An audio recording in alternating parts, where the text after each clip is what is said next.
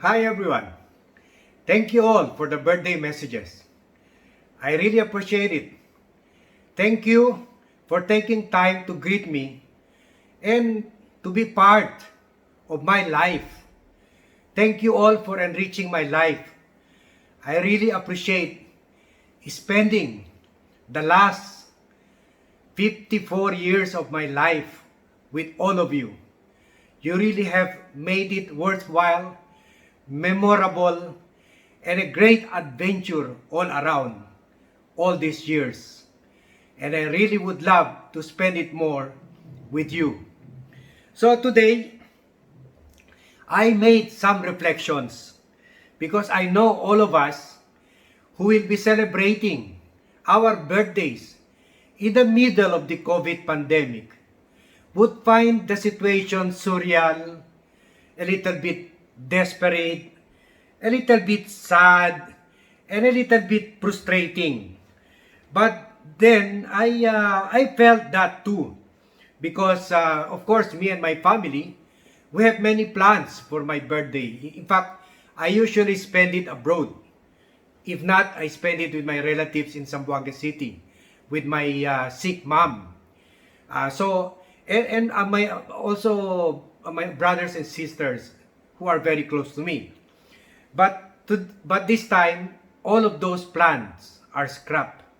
So I reflected on on this special day and amid the COVID pandemic, and I realized that it is not really the end of the world for all of us, especially those of us who were born as in the X generation, born of us who were born in the time of war, chaos, and turmoil all around.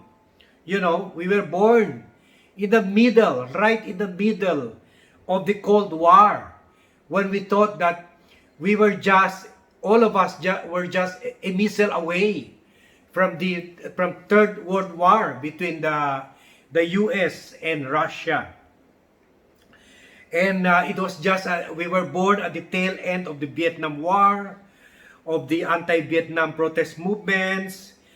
And remember the 1962 Cuban crisis between John F. Kennedy and Fidel Castro. And we thought that that was a time too that in 1962 when the world, when the whole situation would have triggered a world war. And in fact, right into the late 1960s, when we were born, we were still thinking that, you know, the end of the world could happen anytime, that the Russia and the US will nuke each other out, no?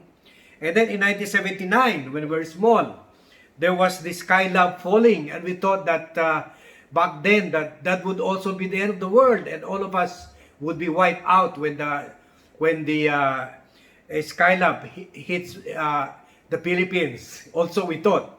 And then also there was the 1972 martial law. All of us came when we were already born. And then,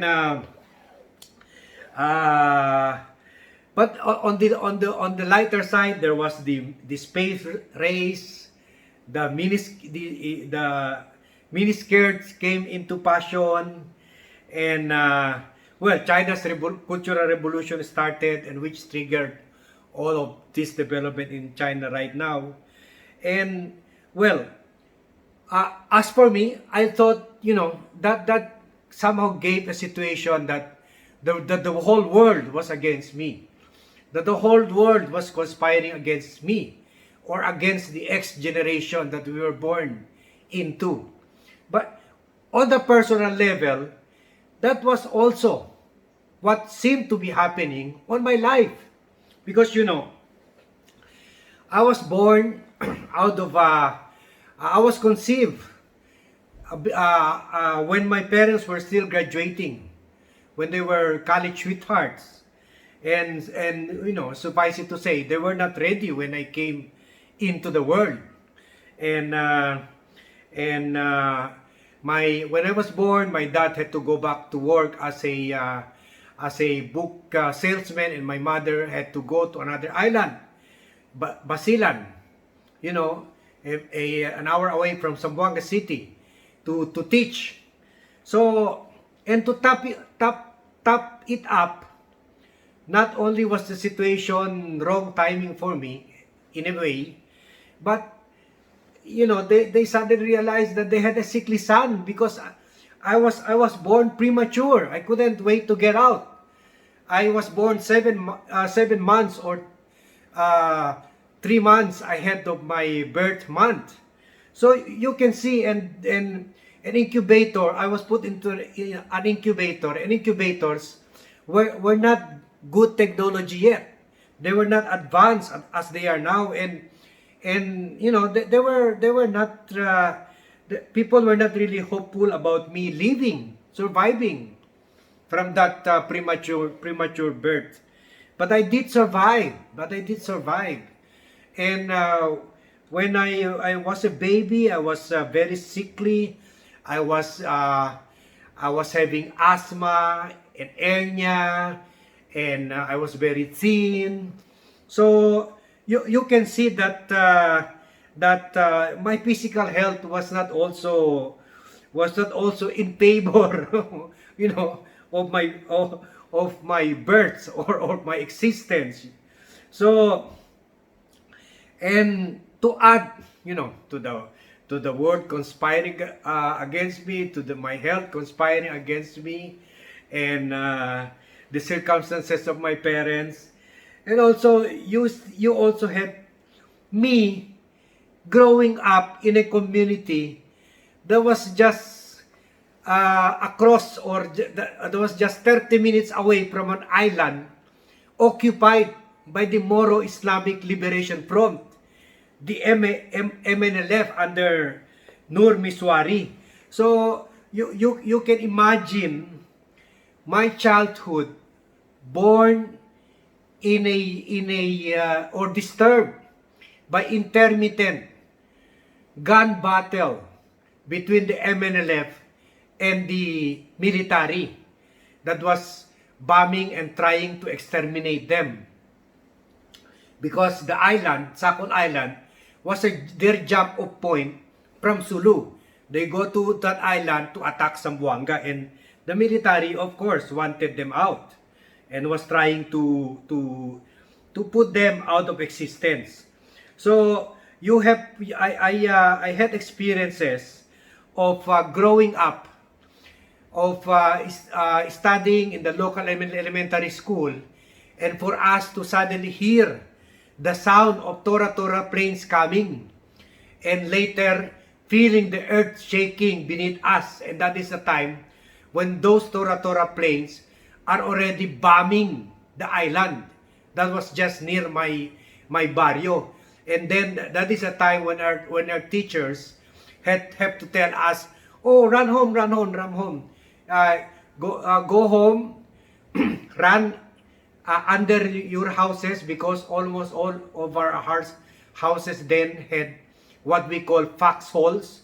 These are the holes that soldiers dig in to escape from bullets hitting everyone, or escape getting caught in the running gun battle between the MNLF and the soldiers.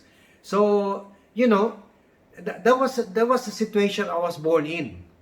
That's why later on I put up the anti-rebellion and anti-terrorism NGO, now being run by my daughter. So all of this, and that was not just the hardship I encountered. There were many more, especially as I was growing up a provinciano my challenges up ahead. I will be relating that later on, and this is just the first part of the stories of my life, and in time for my birthday, in time for my reflection. So I think all of this, recalling all of this, my real message to myself and to all of you is that it is not the end of the world, especially for us, the born into the X generation. Trouble is nothing to us. War is nothing to us.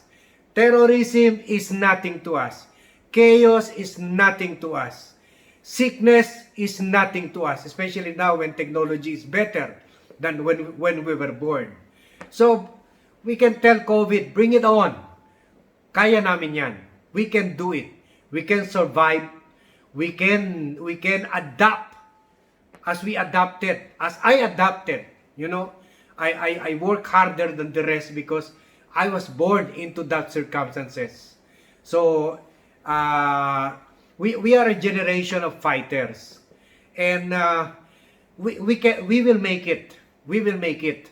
For me, I made it. I prospered. I traveled the world. In fact, sometimes I jokingly tell my friends, even if I die tomorrow, die of COVID or something, or heart attack, because I also have an operated heart, but it is another story. I have lived a full life. I have lived. My sense of adventure is really high.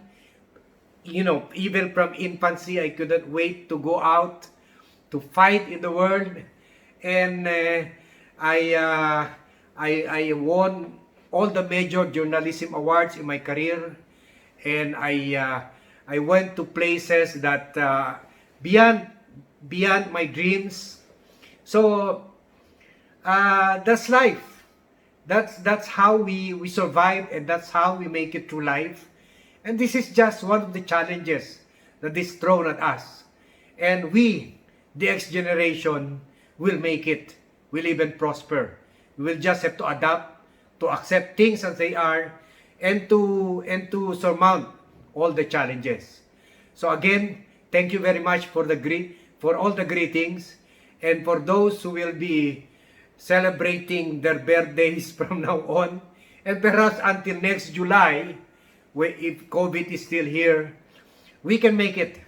The message is, we have gone through wars. We were born through wars times, and this is just one of those times to challenge us and to make us, to get the best out of us. And we will show COVID. We will show ourselves. We will show everyone we are going to surmount all the challenges ahead. So again, thank you very much, not only for joining my birthday celebration, but also for watching my YouTube channel. For those of you who are not yet subscribers of my page, please subscribe to the Armand Nocum channel in YouTube, because I will be giving more life lessons in business, in career, and in surviving the worst of life, the worst challenges in life, both external, internal, and globally. So again, thank you very much for making my day very, very special.